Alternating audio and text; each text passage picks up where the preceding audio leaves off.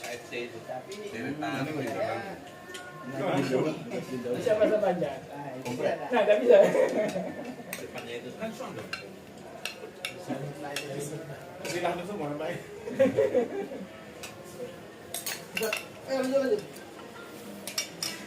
Kalau beliau mungkin udah lupa sama saya. Oh iya, pada ini. Jemaahnya kan bukan antum aja sih. Jemaahnya bukan saya aja. Tapi kalau dilihatkan fotonya nanti, oh iya baru ingat. Oh, kurang lah sampai. Masjid Abdullah kita dulu. Iya, betul. Baitul Hasanah. Betul. Itu kambing. Ini ayam. Gak salah waktu itu 2018 kita. Sebelum Ustadz Babe Haikal. Yang goes itu bukan, Pak? Enggak. Yang gois. Bukan. Yang goes bukan. Yang goes itu 2020 ya? 2020. Ustaz Somad ya? Ya, jadi 2 hari berturut-turut tuh Babe Haikal dengan Ustadz Ahmad. Oh iya. Sekarang udah jarang ya. Kan waktu itu masih saya DKM ya, sekarang kan bukan saya. Berarti DKM-nya sekarang orang Bengkok.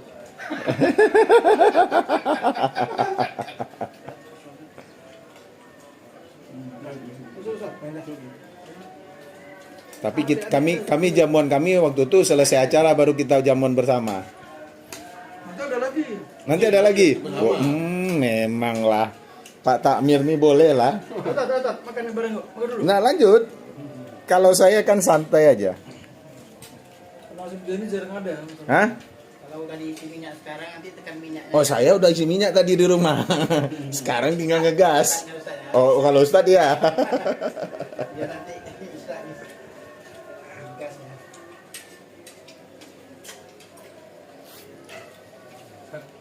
Ini sih kan.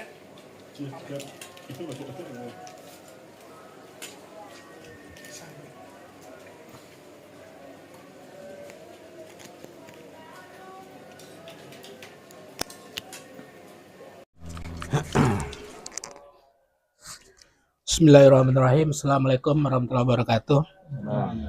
Dan sana Sora Minang TV sadonya alhamdulillah malam hari ko kita mendapat kedatangan tamu kehormatan seorang ustadz yang cukup terkenal yang dari Bandung hadir di kota Batam, mobil khusus malam pertama di Tiban Palem ya, Masjid Darun Nizam.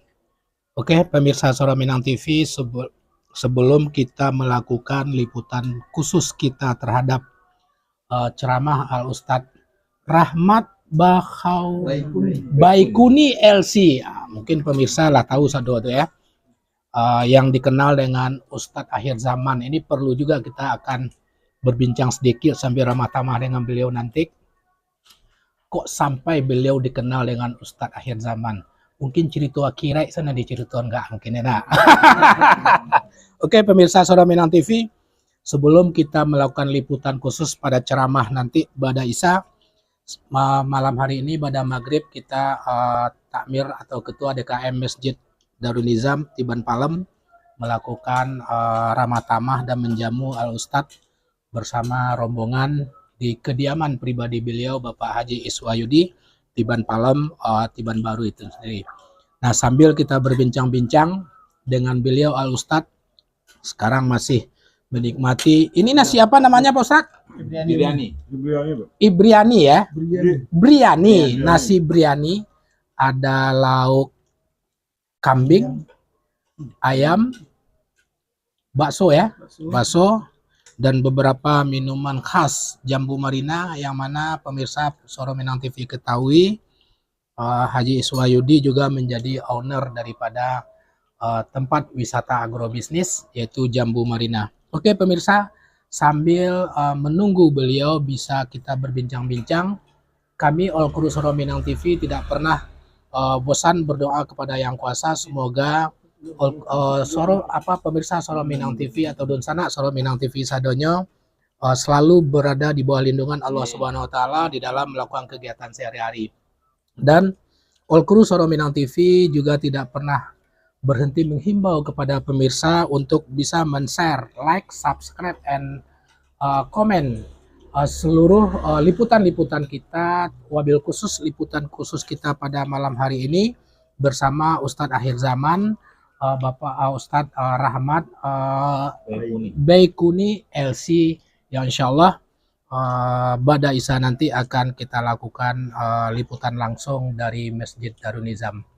Nah, untuk itu pemirsa, sebelum sambil menunggu beliau menikmati masakan atau sajian malam bersama Haji Iswahyudi, ada Ustadz Sahrawi, ada Imam Masjid Darun Nizam, Al-Ustadz Muhammad Ibrahim, dan beberapa teman-teman, ada Ustadz Mubarok.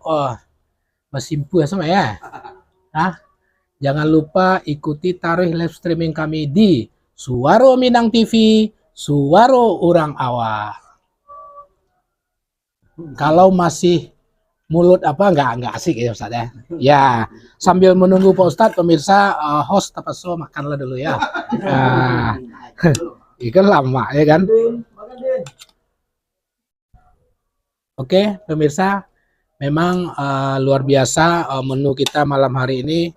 Biasanya kru Suwaro Minang TV sajiannya tetap dengan gaya masakan Padang. Tapi kali ini kita bergaya Timur Tengah nih kayaknya. Bergaya Timur Tengah karena memang beliau juga merupakan salah satu alumni dari Al-Quds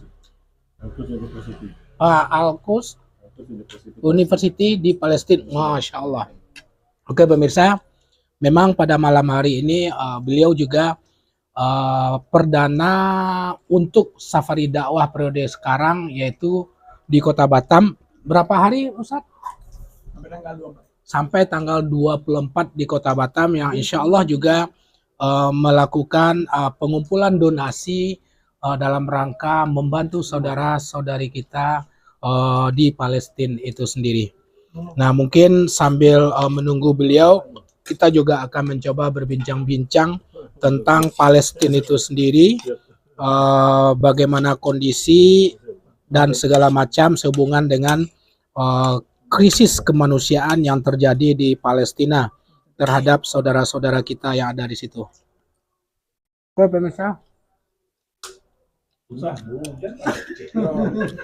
ya lama, ya. Kok kambing? Kambing apa kambiang? Sama daging. Mau daging? Gue sih.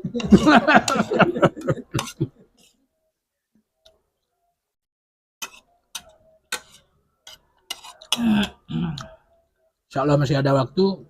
Isa kita jam berapa? 7.18. Oke, insya Allah masih ada waktu kita pemirsa Suwaro Minang TV lebih kurang 15 menit untuk berbincang-bincang dengan Al-Ustadz setelah kita menikmati makan malam bersama.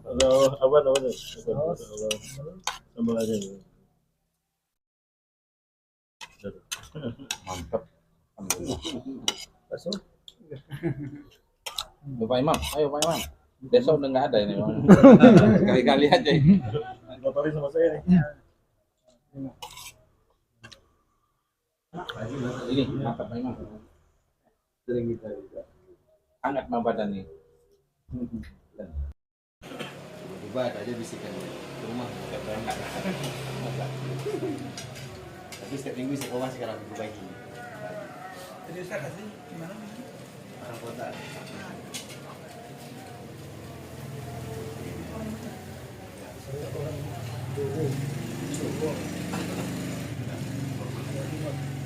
Semarang. Yo, Om Fred. Lanjut. Cukup dulu lah. Santai. Itu coba yang Melaksanakan tugas. Kalau kita kan grup terakhir. Tukang sapu bersih. kalau banyak mana kalau enggak. Nah,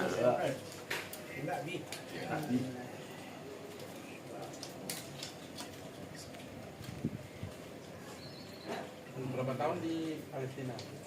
Saya sebetulnya ambil mulai jamaah di mulai jamaah itu dia dibatasi memang selama aktif terikat dengan NGO. Saya 2006 sudah gabus tuh. meeting yang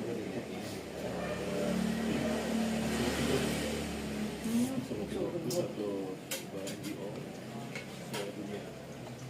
Jadi tiap negara ada. Itu setelah 2006 berarti masih tempur waktu itu ya, di Gaza. sebetulnya 2006 di Turki itu ada konferensi. Cuma tidak fokus ke Palestina. Dan kita mengajukan proposal agar di Indonesia bisa diselenggarakan 2007 kita Selesai makan dulu. Selesai makan. antara Jakarta yang melakukan konferensi internasional. Kemudian dapat kesempatan lagi pula dibentuk 12 negara Ngomong aja Ustaz. dan Indonesia jadi tuan rumah pada tahun 2007. 2007 menyelenggarakan konferensi nasional, judulnya langsung Tahriru Bilad Palestin wa I'adatul Quds ila Rahabil Muslimin. Merdekanya Palestina, kembalinya Al-Quds kepada umat Islam. 2011 kita memberangkatkan rombongan untuk membangun rumah sakit Indonesia di Bethlehem, Gaza Utara. Nah, Muhammad Hussein itu dikirim sana. Yang dari Bogor itu. Muhammad Hussein. Masa itulah beliau berangkat. Iya, 2011. 2012 itu keberangkatan lagi dilepas oleh Ibu Siti Fadila Supari, Menteri Kesehatan waktu itu. Dan itulah nama Indonesia berkibar di Gaza. Bendera kita. Lalu rumah sakitnya namanya Rumah Sakit Indonesia. Bisa menampung 10.000 pasien. 10.000 pasien. Itu yang sekarang hancur Ustaz. Ya. Tidak beroperasi sama sekali. Sudah hancur, Pak. Bahkan masjid Indonesia pun dihancurkan. Jadi hakikatnya Yahudi ini sebetulnya sudah melakukan pelanggaran yang terberat dalam sisi hak asasi manusia. Mereka bukan lagi ancaman bagi umat Islam, tapi ancaman peradaban manusia sebetulnya. Betul, kemanusiaan. Karena yang mereka serang bukan ideologi, bukan agama, tetapi itu adalah kemanusiaan, HAM. Sehingga sangat layak sekali bangsa Yahudi ini kita seret, Zionis Yahudi ini kita seret ke pengadilan internasional, pengadilan HAM. Dan terbukti yang dibantai bukan hanya umat Islam, tetapi juga adalah bangsa Yahudi sendiri, orang Kristen pun sendiri. Lucunya di Palestina kan ada banyak klan Yahudi. Klan yang terdahulu sebetulnya, yang dulu bersahabat dengan umat Islam sampai hari ini, adalah klan Sephardim.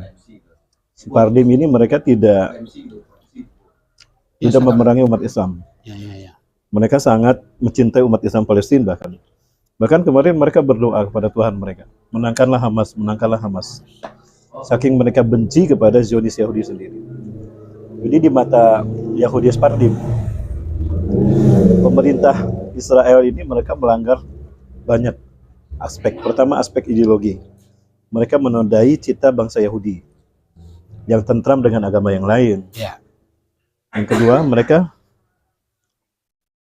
dalam pandangan bangsa Sephardim, orang Yahudi ini mereka biadab, sadis, menodai kelab kemanusiaan. Mereka pun sama melakukan demikian. Dan mereka pun yang ketiga ini membuat murka Tuhan. Sampai mereka itu ada di satu sinagoga, ada seorang rabi yang marah-marah.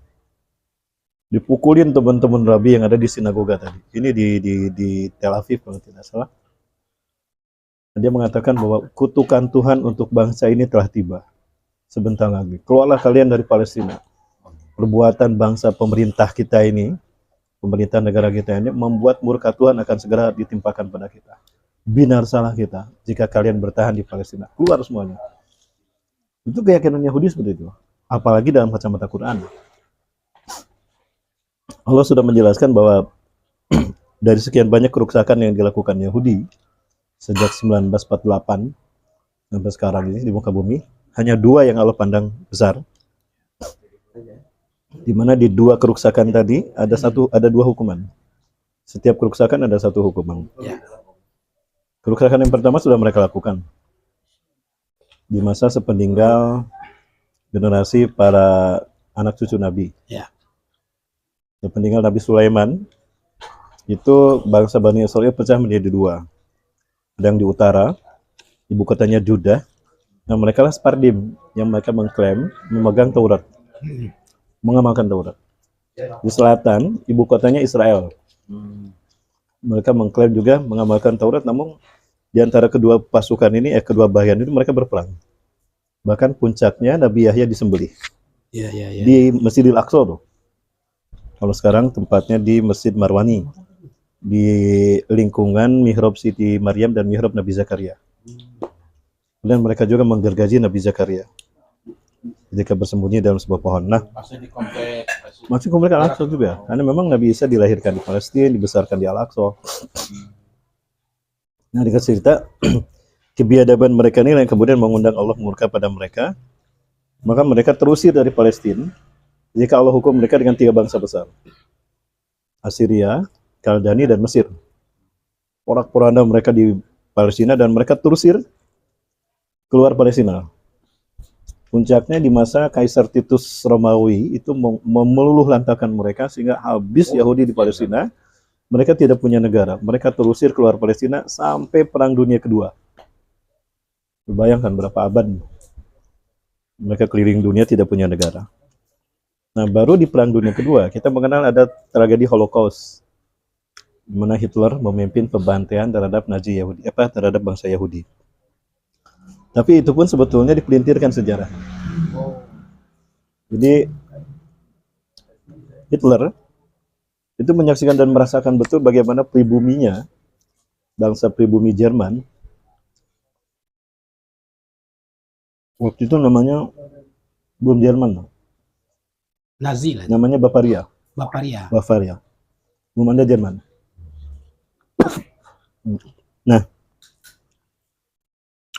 pada saat itu orang Yahudi itu minoritas di Jerman, tapi mereka menguasai ekonomi, kaya raya. Dan ada kebiasaan orang Yahudi Jerman, itu mereka untuk menghinakan bangsa Jerman pribumi, itu melempar bungkusan makanan yang baru sedikit mereka cicipi, mereka lempar ke tong sampah. Nah, orang Jerman itu mereka tahu bahwa itu orang Yahudi pakai sedan mobil ya, melempar itu, mereka berebut makanan itu. Karena pasti tahu itu hanya sedikit. Ketika Perang Dunia Kedua itu, Perang Dunia ke-1, Hitler memimpin pasukan kan, waktu itu masih Panglima TNI lah kalau kita, Ya, ya. Panglima Tentara. Nah, Hitler pun sama, dia mengatakan pada pasukannya, aku tidak bisa menjanjikan harta bagi kalian, tapi aku berikan kesempatan istirahat bagi kalian sampai besok pagi atau besok siang. Silakan kalian keliling tempat ini cari makanan, bebas. Nah, di depan Hitler tuh ada sedan, maju, melempar bungkusan besar. Ya. Tuh kan ada rizki lari, diambil, dinikmati bersama. Ketika makan, Hitler memikirkan, aku memakan bekas orang Yahudi, mereka pendatang, kita pribumi, Ya. dihinakan. Dari situlah semangat Hitler bangkit. Jika aku memimpin negara ini, akan aku bersihkan mereka dari negaraku, akan aku usir mereka. Terbukti itu. Qadarullah kan, Allah takdirkan Hitler menjadi penguasa Jerman. Ya. Nah, dia anak tiri kan, dia perbudak bangsa Yahudi. Dia usir dari seluruh Jerman, termasuk ada 6.000 yang ditawan. Ya, 6.000 ditawan. Nah, ketika itu kemudian Hitler mengirimkan surat ke keluarga Rothschild, petinggi Yahudi, dinasti Yahudi yang memimpin Yahudi saat itu. Aku memimpin bangsamu 6.000 orang, tebus mereka sampai hari ini. Tanggal sekian. Kalau tidak ditebus, kami bantai mereka. Datanglah utusan dari Rothschild. Ternyata di camp-camp penyekapan orang Yahudi tadi, yang tadi hanya anak-anak, wanita, bapak-bapak, yang mereka butuhkan adalah para pemuda untuk mendirikan negara Yahudi di tanah Palestina. Silakan, kami tidak butuh mereka. Benar nih, kami bantai loh, kami tidak main-main. Silakan. Jadi petinggi Yahudinya sendiri membiarkan mereka begitu. Tapi pintarnya mereka memasang CCTV, memasang kamera, sehingga pembantaian itu terekam oleh mereka. Ya, pasca Perang Dunia Kedua, 6 juta diberitakan Yahudi mati dan diperlihatkan videonya.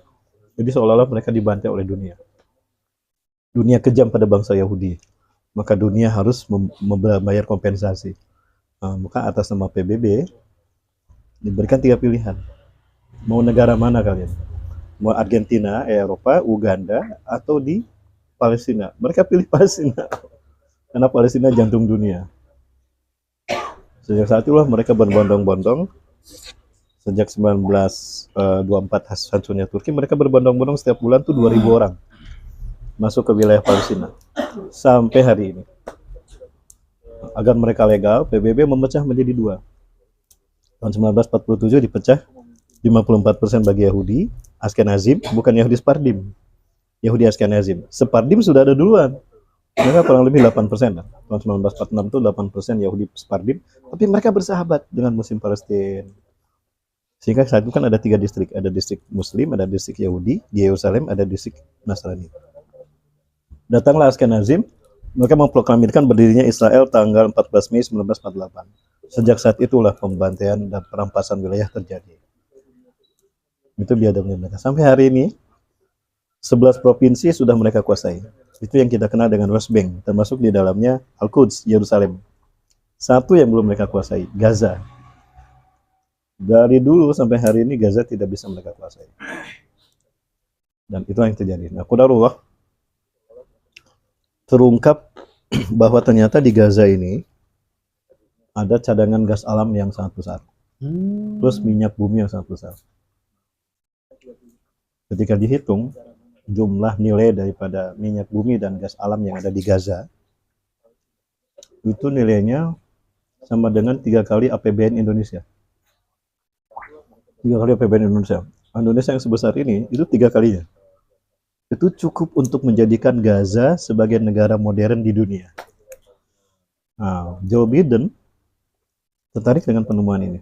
Maka dia tanda tangan kontrak dengan Israel kerjasama mengambil minyak dari Gaza. Hal ini yang kemudian membuat mereka harus bersegera untuk mempercepat pembangunan kanal. Dulu Menachem Begin, Perdana Menteri pertama Israel, bahkan dinobatkan sebagai pendiri Israel, dia pernah mengatakan ingin membangun kanal khusus, tidak mengandalkan terusan Suez. Terusan Suez kan milik Mesir. Apalagi dulu Israel pernah ditutup aksesnya untuk menikmati terusan Suez 2 kali, 1953, 1957, 1957 sampai 1965. Akibatnya, mereka berharap bisa membangun kanal baru yang menghubungkan Teluk Aqobah. Laut Merah itu kan bentuknya begini nih. Ini laut, dia kemudian ada bentuk di atas ini terusan Suez. Nah, ini Teluk Aqobah. Nah, mereka ingin membangun kanal dari Teluk Aqobah langsung ke Laut Tengah. Jadi mereka tidak perlu menggunakan terusan Suez. Betapapun lebih panjang 100 km, tapi itu menguntungkan Israel dan Eropa demi menjatuhkan Mesir. Maka alhasil disepakatilah pembangunan kanal, dan kanal itu sudah diberi nama sebagaimana nama Perdana Menteri pertama, David Ben Gurion. Nah, kanal ini kalau dibangun berdasarkan rencana pertama, itu jaraknya 293,2 km kalau nggak salah. Itu dananya besar, 100 miliar dolar. Tapi kalau lurus ke Gaza, itu cuma 55 miliar dolar. Kalau langsung dari Teluk Aqobah ke Gaza, itu cuma 55 miliar, 50% dipangkasnya. Demi itulah maka Gaza harus dibersihkan. Caranya gimana? Persis seperti WTC. Amerika kehabisan minyak tahun 95. Sementara Irak dan Afghanistan menyediakan minyak yang bisa memperpanjang Amerika 150 tahun ke depan. Caranya gimana? Hancurkan WTC, tuduh pada Usama yang ada di Afghanistan dan Saddam Hussein. Maka ketika memerangi 2 negara, Afghanistan dan Irak, seolah-olah mereka memerangi teroris. Padahal WTC mereka yang menghancurkan, mereka memfitnah Usama dan Saddam Hussein, Irak dan Afghanistan. Sekarang pun sama. Agar kanal ini bisa langsung ke Gaza dan bisa menyedot minyak dan gas alam tadi, maka Gaza harus dibersihkan. Caranya gimana? Fitnah Hamas. Memenggal 40 bayi laki-laki, sehingga ditemukan 40 jasad bayi laki-laki tanpa kepala. Ditemukan jasad anak-anak yang disiksa dan dibunuh, para manula. Nah, itu disebarkan lewat media. Seolah-olah ada legalitas bagi mereka membantai rakyat Palestina. Isunya memerangi teroris Hamas. Padahal yang mereka hancurkan rakyat sipil, rumah rakyat sipil, bukan Hamas dan sarang Hamas. Karena mereka tidak tahu di mana sarang Hamas. Itu yang terjadi sampai sekarang. Itu Pak. Masalah. Ya, sambil dinikmati. Ya.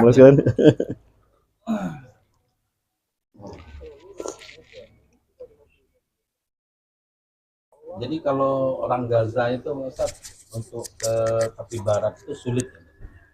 Itulah makanya ada terowongan.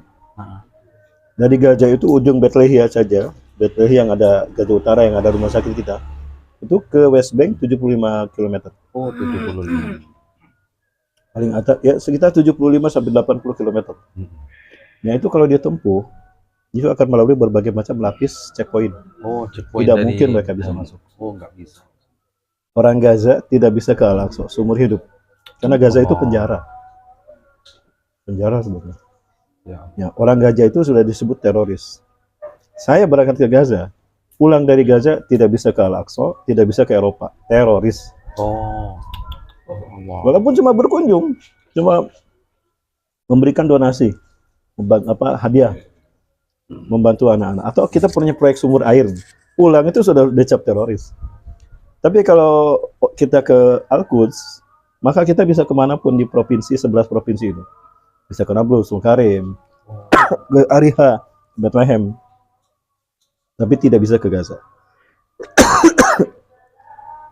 Bahkan lucunya, di West Bank itu mereka membuat 3 kelas. Ada wilayah dan jalan kelas A, kelas B, kelas C. Ya, kelas A itu dikuasai Yahudi. Maka orang-orang Palestina tidak boleh masuk ke sana. Hatta pakai mobil pun tidak boleh. Kalau ada yang masuk ke wilayah A tanpa izin, itu berhak untuk ditangkap atau ditembak mati. Di zona B, itu orang Yahudi dan Palestina boleh lewat. Tapi orang Palestina tidak boleh jalan kaki. Jalan kaki di jalan itu tembak mati tanpa alasan apapun.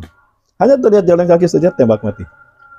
Contohnya di mana? Di antara Al-Holil Hebron sampai ke Yerusalem, sampai ke Al-Quds. Itu jalanan itu ada jalanan yang mana orang Palestina tidak boleh jalan kaki, harus naik mobil. Dan di situ beberapa kali terjadi penembakan. Maka mengatakan ini tanah kami berhak menikmati ini, tembak. Itu udah terlalu sering saya mendengar berita itu. Sampai kemarin. Nah, ada zona C, itu zona di mana Israel belum menguasai penuh dan itu sudah disepakati oleh perjanjian Jenewa, Oslo. Itu dikembalikan pada otorita pemerintah Palestina. Ya, tapi otorita pemerintah Palestina mereka akui adalah Fatah, warisan dari PLO yang dulu dikepalai oleh Yasser Arafat. Sementara Gaza itu murni perlawanan terhadap Israel yang dulu dikepalai oleh Syekh Ahmad Yassin. Jadi Palestina terbagi 2 hari ini, Muslim ya. Ada yang Muslim sepakat dengan keputusan Israel dibagi 2. Negara Palestina ibu kotanya Ramallah, negara Israel ibu kotanya Yerusalem, yang ada Masjidil Aqsa-nya. Nah itu yang menerima sebetulnya Fatah. Oh, ya. Fatah. Fatah ya. Ya, dan itu kesepakatan yang di-ACC oleh Yasser Arafat. Sekarang oleh Presiden Palestina Mahmud Abbas. Itu dari Fatah. Nah, sementara Hamas adalah kumpulan orang-orang Palestina yang menolak pembagian itu. Mutlak semua wilayah milik umat Islam. Artinya Israel harus hengkang, harus diperangi. Pimpinannya dulu adalah Syekh Ahmad Yassin, pendiri Hamas. Harokah Mukawam Islamiyah yang intinya melawan generasi perlawanan Islam melawan Yahudi. Punya sayap militer namanya Izzuddin Al-Qassam. Tapi sekarang udah ada 12 sayap militer yang bergabung, bukan hanya Indonesia. Ada Soraya Al-Quds, ada Brigade Al-Qassam, sebagainya. Itu. Dikit Saya pernah dengar itu Ustaz, kalau orang yang sudah masuk ke lewat bandara Israel gitu kan, ya checkpoint di sana gitu kan, istilahnya cop paspornya itu nggak boleh masuk Saudi Arabia, makanya copnya itu dilapisin dengan kertas. Apa benar itu Ustaz? Dulu saya sudah 6 kali membawa jamaah Abdullah plus Aqsa. Itu langsung ke border Israel. Kami 2 jalan. Kalau tidak dari Mesir masuk, kita dari Jordan. Kalau kami biasanya keluar dari 2 negara, masuk ke 2 negara. Masuk dari Mesir, keluar dari Jordan. Masuk dari Jordan, keluar dari Mesir. Maka semua stempel Indonesia, karena kita tidak punya hubungan diplomatik, itu tidak distempel di paspor. Tapi distempel di 2 kertas, 3 lembar kertas, itu yang ada visanya. Itulah yang dicap stempel. Jadi tidak di paspor. Paspor kita masih bersih. Jadi kita masih bisa umroh. Apalagi kita umrohnya umroh plus Aqsa. Ya, kalau di paspornya nanti nggak bisa masuk Saudi. Ya, kalau di paspornya. Maka dikasih kertas nanti khusus. Ada kertas 2 lembar biasanya. Ya, itu. Sepertinya Pak Ustadz memang cukup memahami tentang Palestina itu ya, mulai Sedikit aja, Pak. Hamas, Fatah dan segala macam. Mungkin nggak ada salahnya Pak Ustadz sedikit cerita lah latar belakang Pak Ustadz selama ini pendidikan. Jadi biar mungkin pemirsa kita Suara Minang TV juga mengetahui bahwasanya memang sebenarnya latar belakang seorang Ustadz Rahmat Okouni adalah memang ada benang merahnya dengan Palestina itu sendiri gitu. Mungkin sedikit cerita Ustadz. Ya, baik. Bismillahirrahmanirrahim.